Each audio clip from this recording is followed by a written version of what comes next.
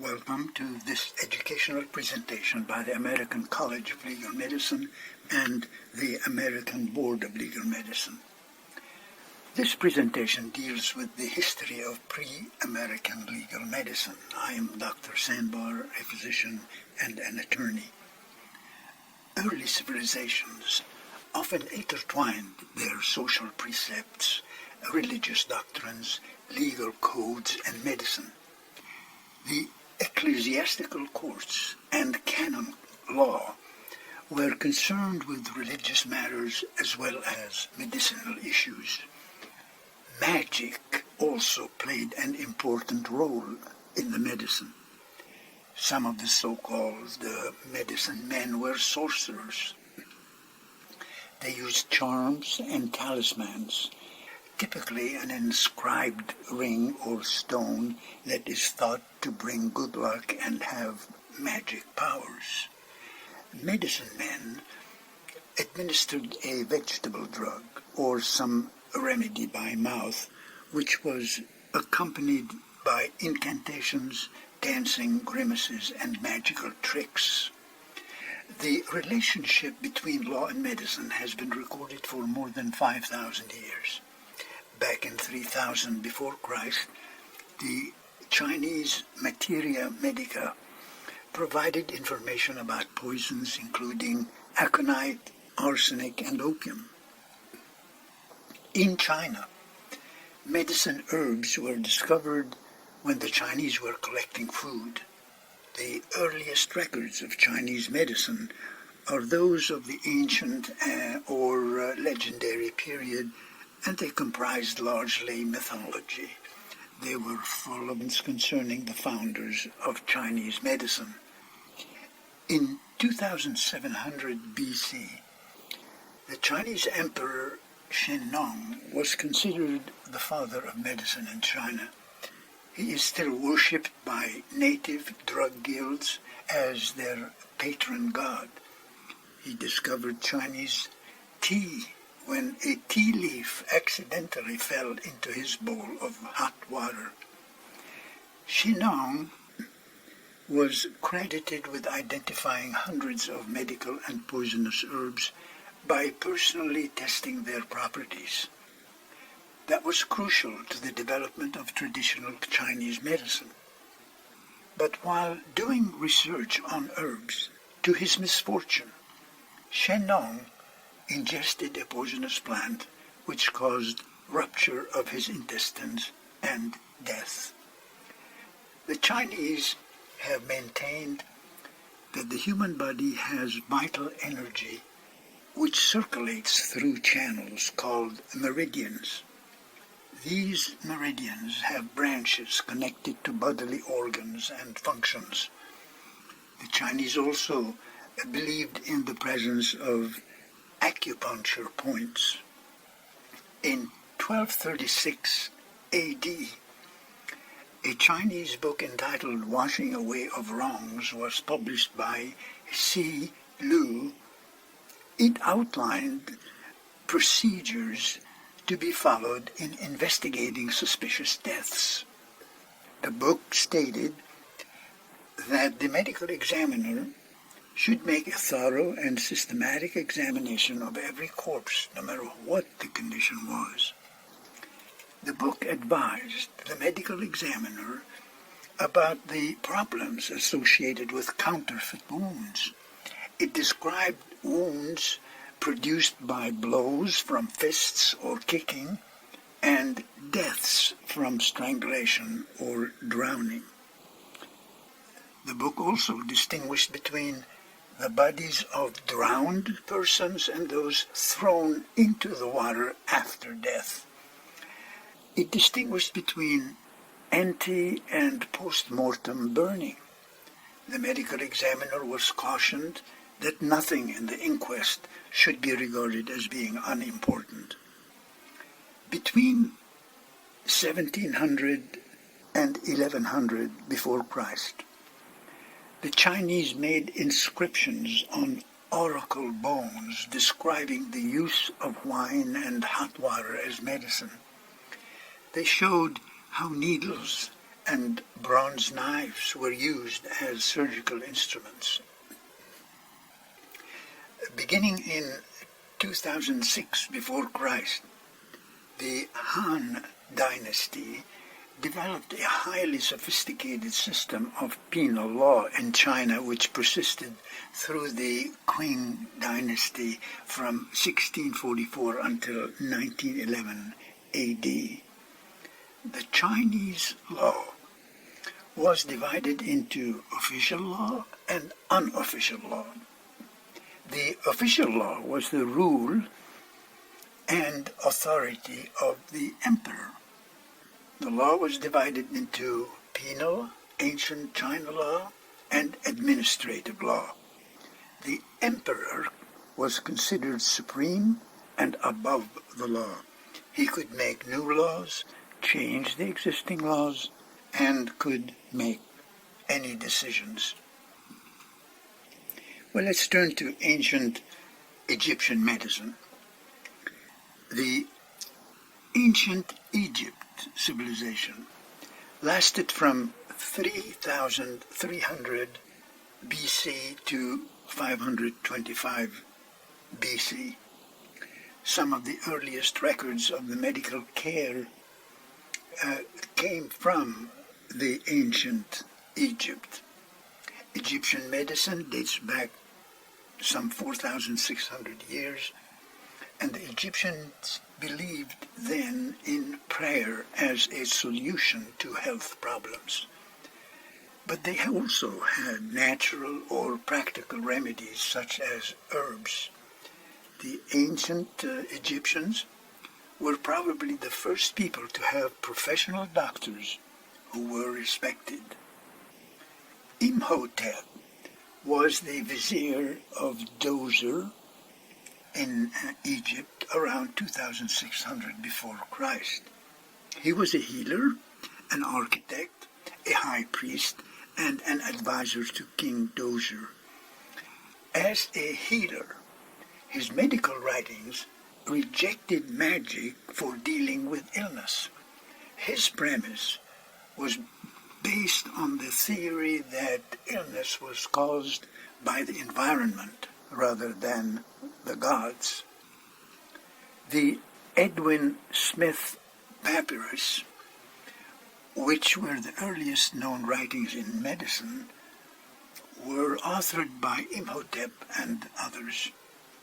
Imhotep wrote about trepanation, trauma surgery, anatomy, cranial sutures, the external surface of the brain, cerebral spinal fluid, and about the diagnosis, treatment, and prognosis of some 48 medical problems. Additionally, the step pyramid in Saqqara, which was the oldest known pyramid, was designed by Imhotep. He was a master architect and authored an architectural encyclopedia, which was used by his peers for millennia. The acts of the medical man were circumscribed by law. Egyptians believed that an angry god or evil spirit caused disease. However, they formulated a number of valid treatments and remedies. They differentiated various stab wounds and made different determinations regarding the cause of death and whether it was natural or not. Now let's turn to Semite tribes medicine. Around 4,000 years ago, nomadic Semite tribes used cuneiform hieroglyphic writing to memorialize their ideas and culture. They inscribed on clay tablets and then chiseled them into stone. The Semite tribes had developed a managed health care organization, and Hammurabi incorporated those managed care precepts. About 1700 before Christ, King Hammurabi of Babylon published the Codex Hammurabi. on a huge stone which is well preserved as the Babylonian Code of Law of ancient Mesopotamia. The Code is the oldest written law which includes legislation pertaining to the practice of medicine. The Code of Hammurabi covered the topic of medical malpractice and set out criminal liability for improper and negligent medical care. Penalties ranged from monetary compensation to cutting off the surgeon's hand. Fees were fixed. Judgments followed the traditional and harsh eye for an eye, tooth for a tooth punishments of the Semite tribes. But physicians merited public esteem. They were regarded highly and were adequately compensated. But they were also carefully prescribed and regulated by law. When they failed, the penalties were considerable. Now let's turn to ancient Greek law. Prior to the 7th century before Christ, the Greeks had no official laws or punishments. If someone were murdered, one of his or her family members had the right to kill the murderer back. That resulted in many bloody and endless fights. About 620 before Christ, the first law of ancient Greece was written by Draco. He was the first recorded democratic legislator of Athens. His task was to be a lawgiver for ancient Greece. He was the first legislator in a budding democracy appointed by the Athenian citizens. Draco's laws were very harsh. The English word draconian means unreasonable laws. Soon after Draco, Solon changed the laws, making it fairer to the Greek citizens. For example, if one stole something, the penalty would be decided by how much was stolen.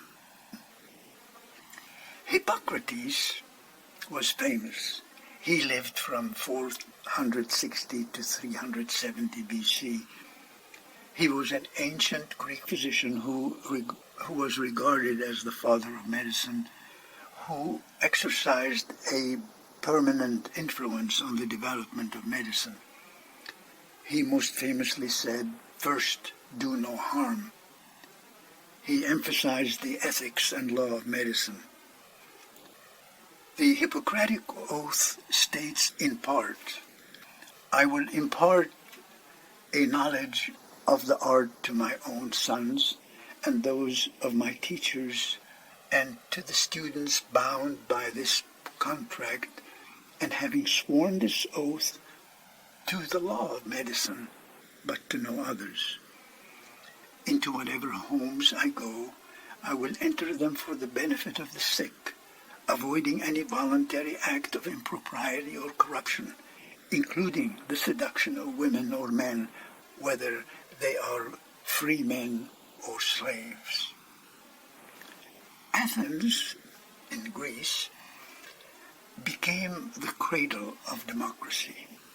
In ancient Greece, there was a knowledge of poisons and laws against abortions. However, autopsies were not performed, since a dead body was regarded as sacred. The legal code in ancient Greece, which was about 460 BC, was very elaborate. In addition, it was a time of great advances in medicine. Now let's turn to Roman law. In Rome, 600 years before Christ, a law was passed requiring that a woman who died in confinement should be immediately opened to save the child. The investigators of murder were selected from the citizenry, When Julius Caesar was assassinated in 44 BC, the physician Antistios examined his body and concluded that only one of the 23 stab wounds was mortal.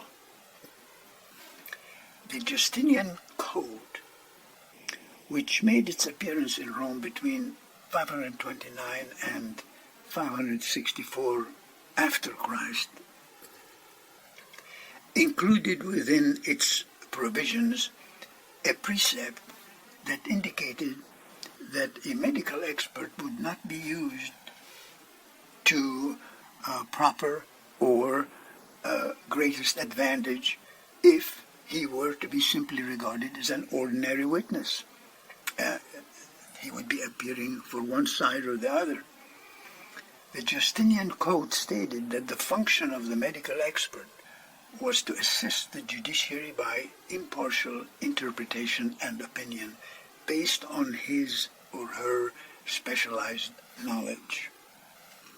Interesting anecdote is the arrest of Saint Januarius by Emperor Diocletian. For centuries, blood was collected from recently deceased holy persons, particularly martyrs for the faith, and the blood was carefully kept with devotion and veneration. During the 4th century, the Roman Emperor Diocletian persecuted innumerable Christians, including Saint Januarius, or Gennaro, Bishop of Benevento. The bishop was imprisoned in 305 AD when he journeyed to Pozzuoli to offer encouragement to Sosius, who was a deacon who had been imprisoned.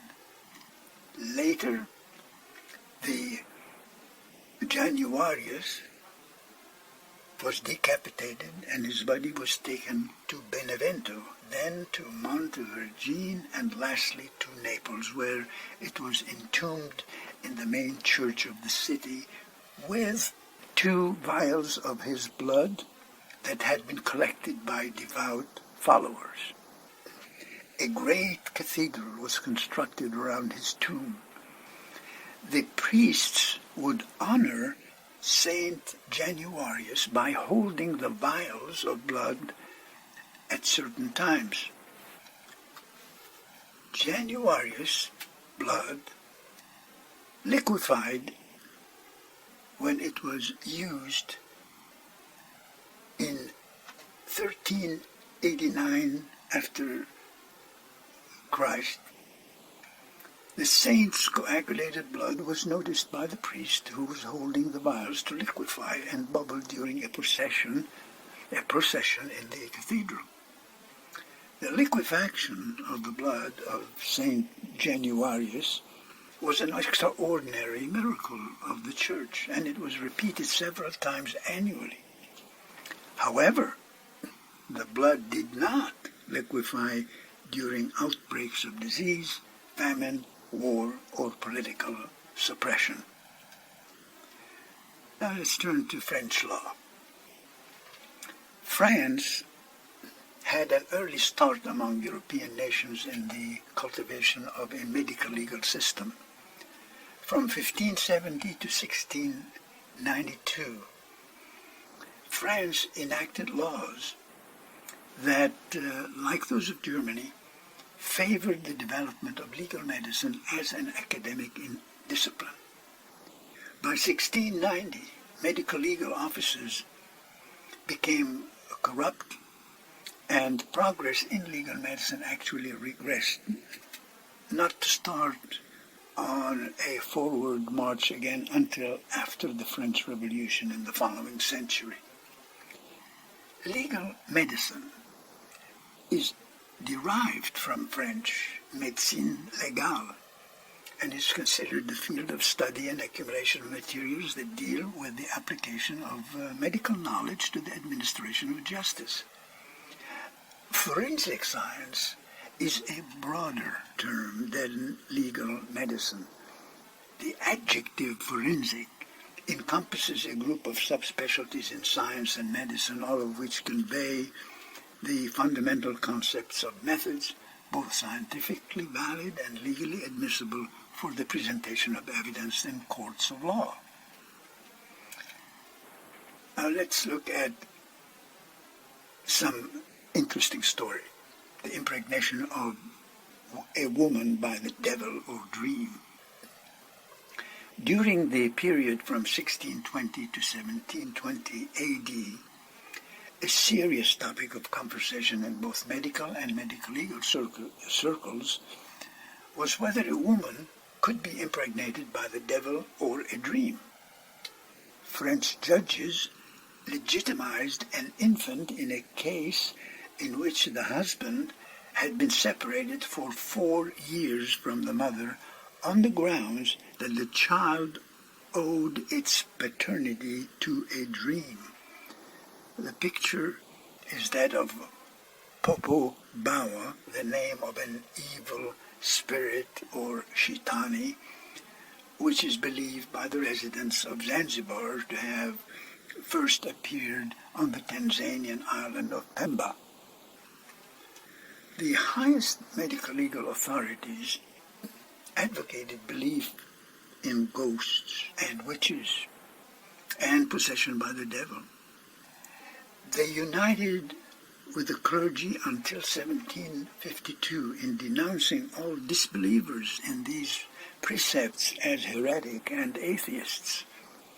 Until 1726, it was taught that in the presence of the murderer, his victims' wounds would open their congealed mouths and bleed afresh. Courts would accept the testimony of medical experts as to this miraculous bleeding of the corpse. Now let's turn to Dane law. American law dates back to Vikings' Dane law. The term Viking describes a person who sails away from his home to raid, trade, and explore. The Vikings were originally the Scandinavia people, presently Denmark, Sweden, and Norway. Scandinavian pirates and traders impacted greatly the history and culture of Northern Europe.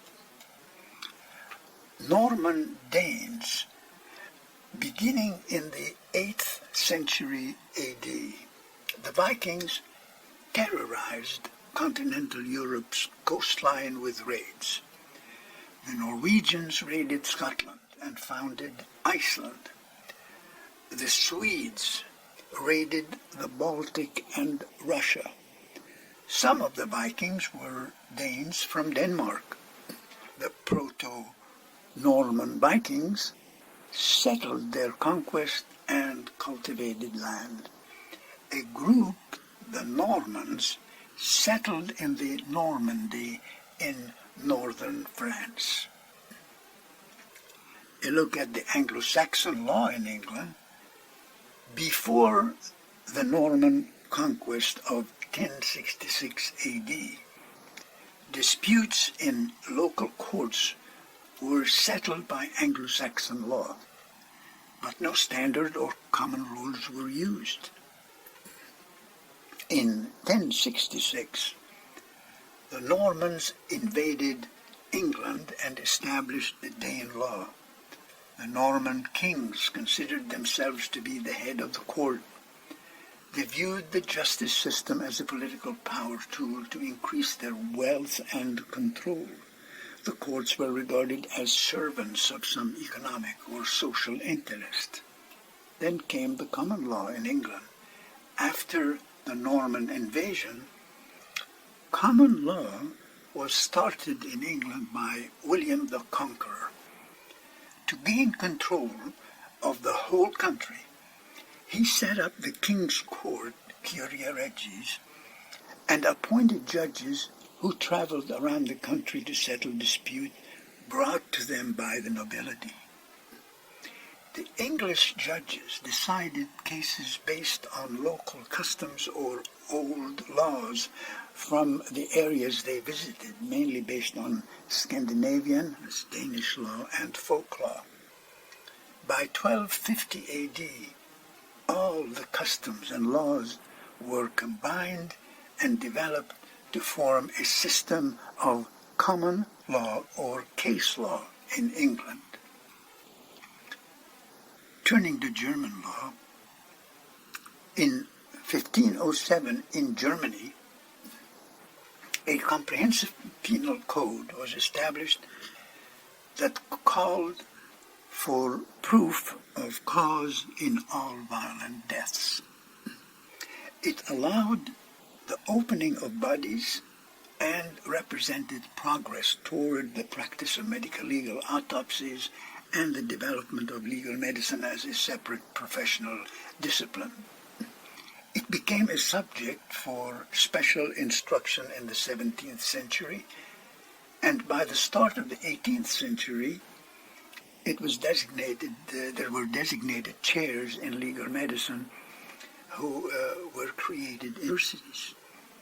Around that time, the earliest applications of medical observations designed solely to aid justice were made. The hydrostatic test to see whether a child had been born alive was used in cases of suspected infanticide. In Germany, legal medicine was treated as being just a theoretical pursuit. It was eventually brought into the courtroom. For example, in 1667, Schwammerdam in Germany claimed that the lungs of a newborn baby would float in water if the baby had actually breathed. That is, if it was not stillborn and had lived and subsequently died, either by natural causes or by homicide. In 1681, Bernhard Gottlob Schreger, who was a German physician, used the hydrostatic test forensically and secured the acquittal of a girl who had been accused of murdering her illegitimate child. In 1553, the German Emperor Charles V published and proclaimed the Caroline Code, which clearly stated in its pertinent sections that expert medical testimony must be obtained for the guidance of the judges in cases of murder, wounding, poisoning, hanging, drowning, infanticide, and abortion, and in other circumstances involving injury to the person. Common law was made common to the whole country by Henry II. Its key features were the jury and courts of record, which were in place in the shire courts and royal courts. Common law was applied generally. It was not law designed to protect only ordinary persons without rank or title, that is, the commoners. In the 5th century AD, the Germanic and Slavic people took over Western Europe. They instituted a system of indemnity in lieu of the primitive system of personal vendetta. The person responsible for the inquiry would pay an amount to the injured party or, in the case of death, to the relative. The payment varied with the severity of the wound. The wounds in the code were classified, and expert testified as to the damages. The Visigothic and Bavarian codes noted injury to pregnant women, to the child in utero, poisoning of prisoners, and penalties of negligent doctors if the patient died. Let's turn to the Arabic and Persian canon of medicine. In 1025, the canon of medicine was completed by the Persian Muslim physician, philosopher Avicenna, or Ibn Sina. It is an encyclopedia of medicine in 5 books written in Arabic, and also called The Law of Medicine. It was translated at a later date into several languages, including English, French, and German. Avicenna was an extraordinarily gifted and prolific author of some 450 publications. He also described practical and scientific theories about psychology and mental illness. For centuries, the canon of medicine was exceedingly famous and influential. It was a medical authority.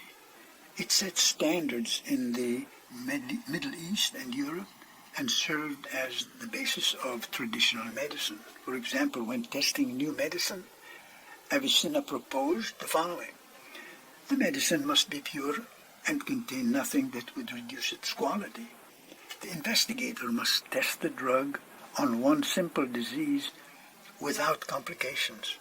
The medicine should be tested on at least 2 distinct diseases to determine efficacy and avoid accidental benefit. The quality of the medicine must match the severity of the disease. The investigator must time the process carefully so that the action of the medicine is not confused with other confounding factors such as the natural healing process. The effect of the medicine must be consistent with several trials showing that the same results are obtained, thus ruling out any accidental effects. The investigators must test the medicine on humans, not animals, and as it may work differently for both. Turning to civil law was based on Roman law codes. It was applied in Italy and in most of the other European countries that were originally occupied by the Romans. It is a codified system which spells out a series of written laws adopted by the jurisdiction. It is inquisitorial in nature and heavily dependent on the written word. Civil law judges are academics, specially trained for their positions, and act as prosecutors, judge, and jury.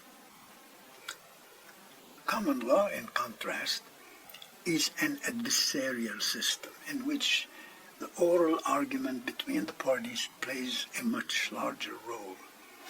It is largely judge-made law. It may incorporate some statutory elements of specific issues, but even statutes are subject to judicial interpretation. Judges are chosen from the practicing bar and are not usually academics. The judge is essentially a referee and instructs the jury. The jury makes the ultimate decision on the merits of the case, or what is stare decisis. Common law is made by appellate judges who hear a disputed case on appeal. The decision by the appellate court becomes a binding precedent or stare decisis for future cases. However, higher appellate courts or future appellate courts of the same level can overturn or overrule a prior decision if circumstances change or new information develops. The cases were more or less confined to one of 3 categories: property law, contract law, and criminal law. Tort law, which compensates the individual for personal wrongs, lagged behind a little over that century.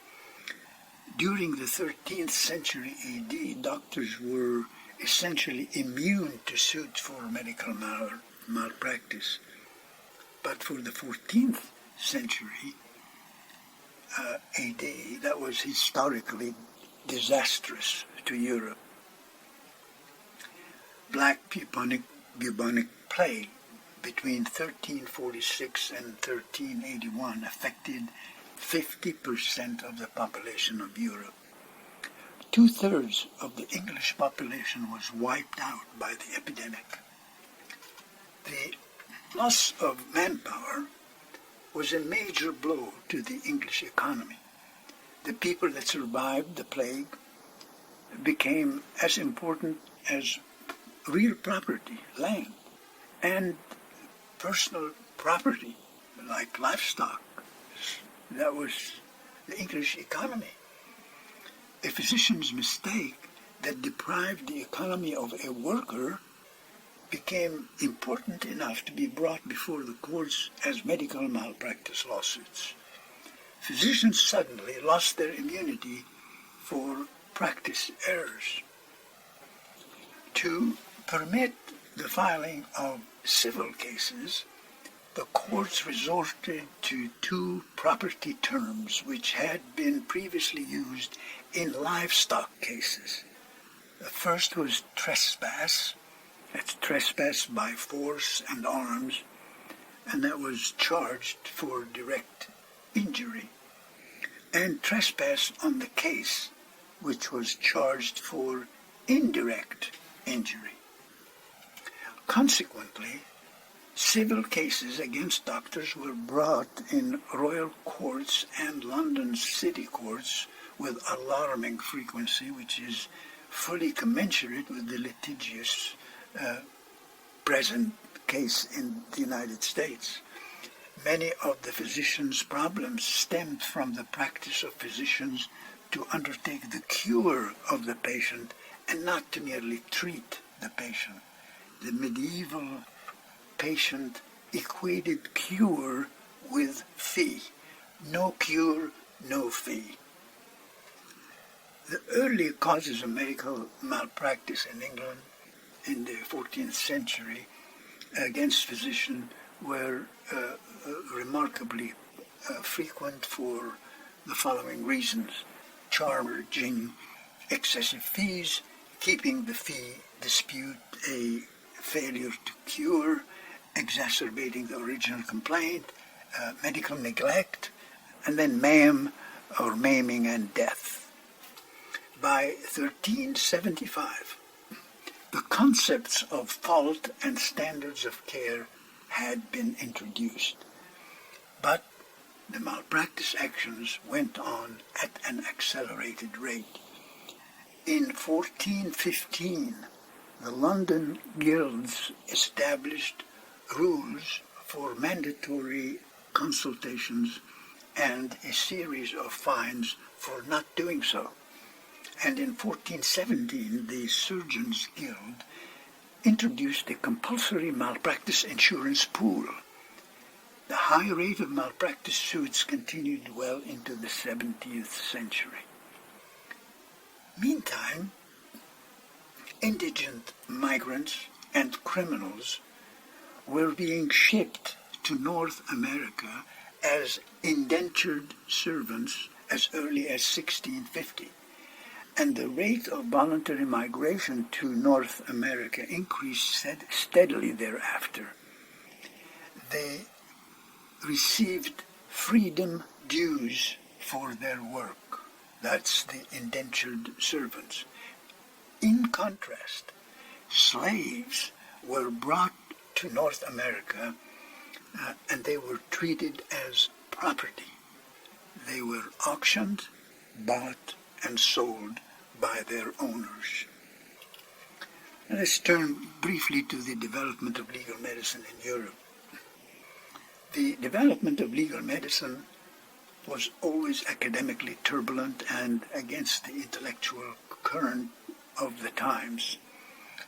In 1209, Pope Innocent III provided for appointment of doctors to the courts for the determination of wounds. By 1720, professorships concerning legal medicine were founded by the state. About 1830, Germany established the first known medical legal clinic in Vienna, and a second one in Berlin in 1833. In 1794, in France, the first French professional chair in legal medicine was established. In 1840, France established its first medical legal clinic. In 1803, in Great Britain, the first British chair of forensic medicine was established at the University of Edinburgh. Around 1866, Charles the Great, Charlemagne, attempted to give some unity to the laws of the empire.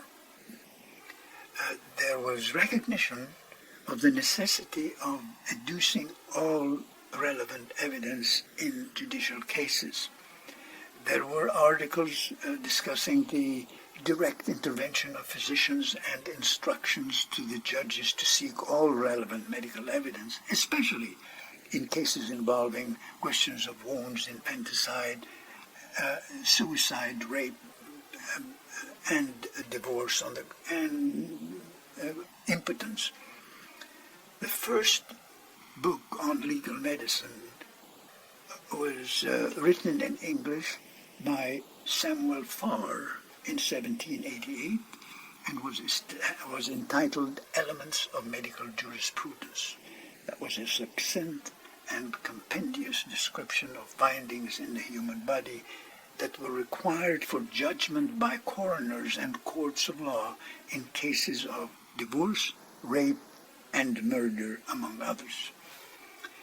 The first British teacher of legal medicine was Andrew Jackson, a professor of physiology who gave a course of lectures on legal medicine and public health beginning in 1789.